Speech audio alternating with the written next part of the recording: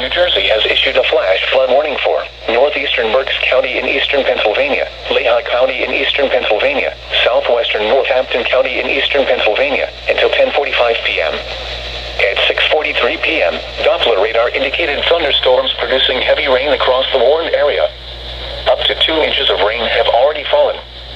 Flash flooding is expected to begin shortly in the areas of heaviest rain. Some locations that could experience flooding include Allentown, Emmaus, Northampton, Kutztown, Sladington, Walnutford, Topton, Neves, Wanamaker's, Coffeetown, New Tripoli, Jordan Valley, Ancient Oaks, Emerald, Schnecksville, Clausville, Contrasaqua, Joplin, Marconi, and North Contrasaqua. Turn around, don't drown when encountering flooded roads.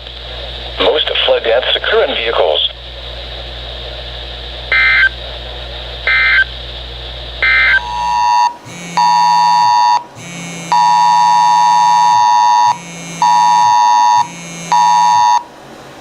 Flash flood warning this area till 10:45 p.m. EDT. Avoid flood areas. Check local media, NWS.